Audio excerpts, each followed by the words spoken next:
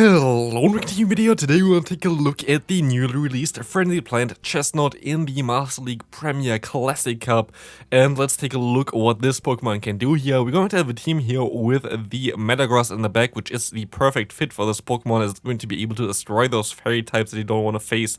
And also like Dragonite. And then we're going to have a Sasop here, Excadrill, where you could also use something like the Snorlax instead. But because I use Snorlax so often recently, I'm gonna go ahead and go for the Excadrill here, which also has a lot of play and has some very unique matchups. For example, against the Gyarados here, which came in several times, we're always able to get either another shield here, or we will be able to realign our Pokemon. Let's see what's going to happen here. We're going to be able to realign our Pokemon, which is amazing, and this is the main reason why I went for Excadrill as a Sasop. This baits out potential Gyarados against me, which is really nice because then I don't have to face them with my Metagross in the back. And here we're going to be able to let the Avalanche go through.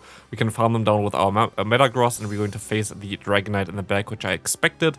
And yeah, like this team itself worked out pretty decently, not gonna lie. It was actually, like in the beginning, it was pretty rough for this team. I needed to, I don't know, like gain a little bit more of knowledge for this team and in general on how to play Chesnaught. But after a while, like I ended, I think, on a 5-game win streak, which was kind of nice.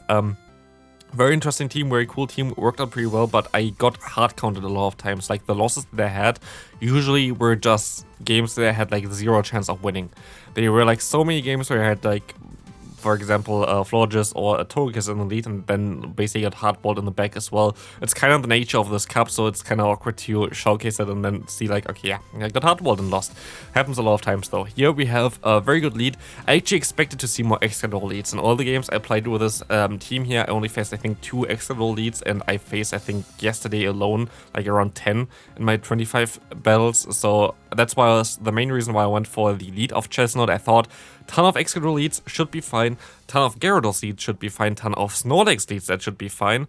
So like you have a lot of matchups where you're actually pretty decent with the Chesnaught, as you're going to see here as well.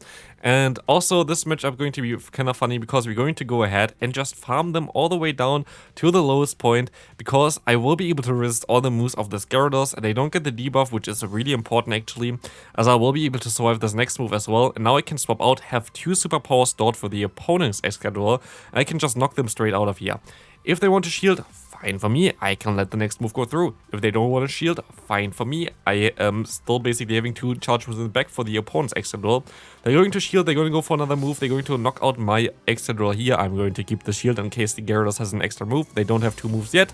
I can go for 1 superpower, and 1 superpower going to annihilate the opponent's Excadrill and also the Gyarados. That's why we had 2 for them. The thing is with Chesnaught, yep, the Frenzy Plant is a very strong move and a very cool move, but usually it lives from the other move that it has, which is, of course, Superpower. Superpower is way, way better. Here we see a Florges against us. I'm going to just try to catch the move and try to get some extra energy, but like, what am I supposed to do here? Hexorus is actually a core breaker for this team. Wouldn't really recommend to go against the Hexorus here. Had 2 times the scenario where I just got walled by the Hexorus in the end there. I'm going to shield it up just to get more time from the clock so I can realign differently there, which at the end of the day didn't really matter at all. I will be able to now go ahead and farm them down with my Chesnaught though, which is going to be pretty okay-ish, and I will be able to get a ton of energy, which might be coming in clutch later on. But usually, if they have 1 answer for Metagross with a Florges team, they're most likely going to have another answer on the back.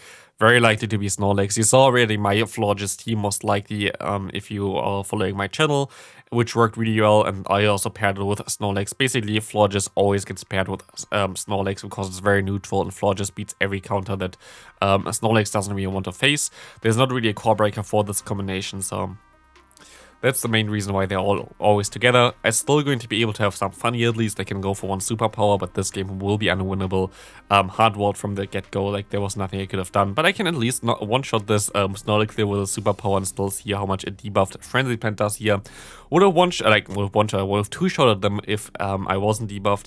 Next opponent, P Magazine here. I'm pretty sure they're running an old team from the Tactical, and that's why they're going to quit out already. This was most likely a waterfall version of Primarina. And they had, I think I saw it on Twitter, I think they had a Hippowdon and also an Excadrill in the back. Basically all 3 Pokemon dying to my new Pokemon here, so I think that's why they quit out, or they didn't want to be in the video. Get wrecked, you're still on the video. As you see here, someone with a horrible lead again for us. You can go ahead and go for a drill run against the opponent, but again, like, there's not a lot that I can do in this matchup. I am 1 shield down already because of the superpower. I will be able to spam those drill runs here, but sadly my opponent going to be able to get to the next move in time. But actually, I realized something later on, which is going to be the best game that you most likely ever seen, like the most 5-head play that I've ever did, to be fair. What I can do in those scenarios, because it's actually kind of funny. Here again, I get completely hardballed. I just play it out because I think it's funny. But like, I have literally 0 chance of winning this game here anymore. Like, what am I supposed to do? My Dragonite here against my lead. I have an Excadrill against my Metagross, and I have a Snorlax against my other thing there as well, against my Excadrill, so like there was nothing I could have done here.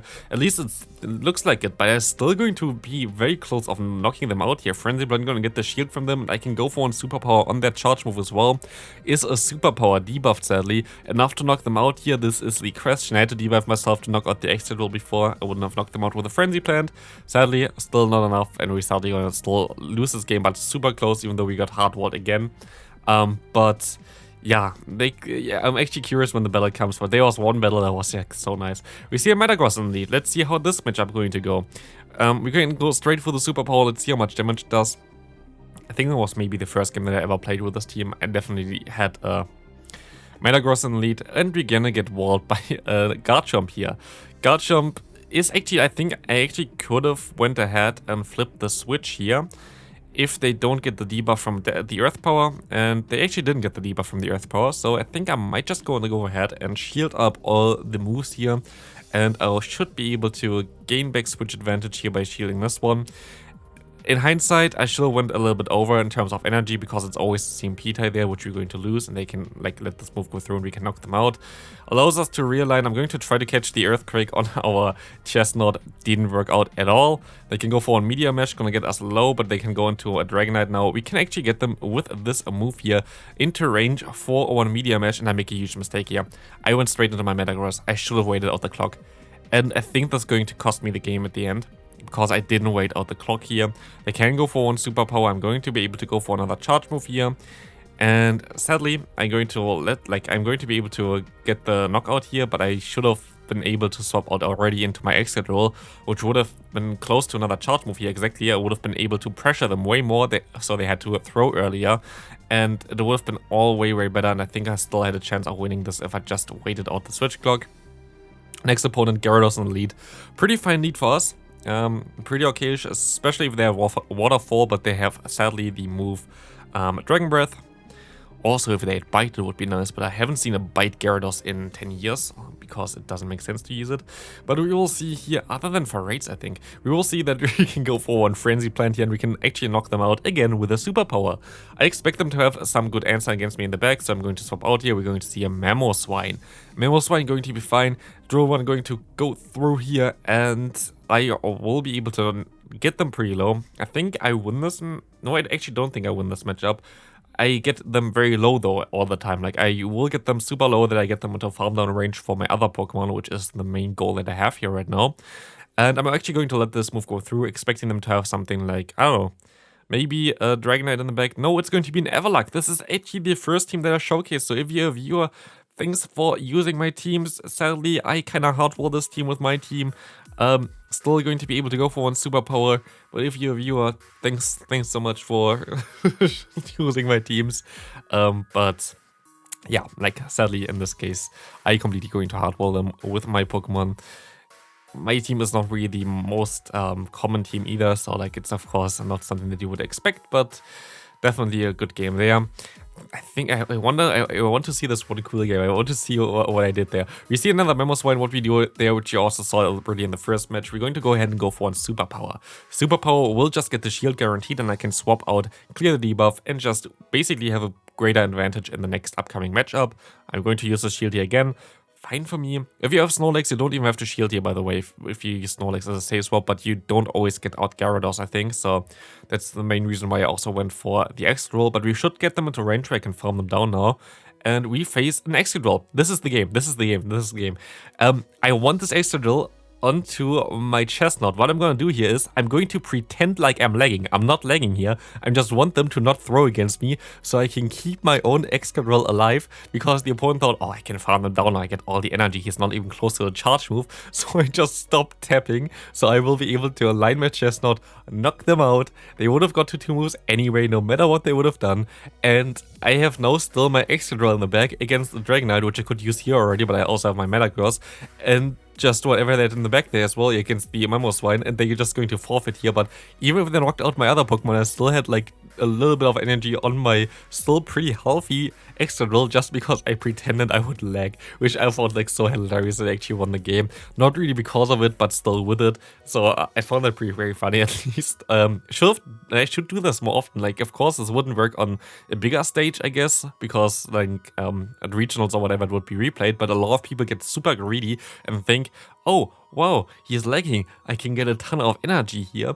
And I think I'm just going to do this more often and think like more often about this, just pretending to lag, just to troll my opponent so I can keep my Pokemon so they don't even like knock me out, because they would have outsped me easily. Definitely something that I only like thought of at the spot there. I was like, this could be a cool one. Here, sadly, I think it's pretty important for this matchup that Snorlax is best buddied. So this is not a good matchup whatsoever.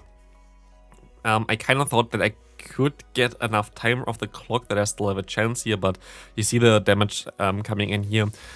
Back in the day, good old days, I had a best buddied Metagross, but this is now already level 50, so I cannot really use it this time around. But this had, like, I think a better matchup against a lot of things. I feel like my Metagross really struggles against a lot of stuff. He had to call that they go for Body Slam, they didn't go for Body Slam. This game is over, but still, good game there. I'm still happy about this one game where I just trolled my opponent and tricked them to think that I am AFK. Or like a lag.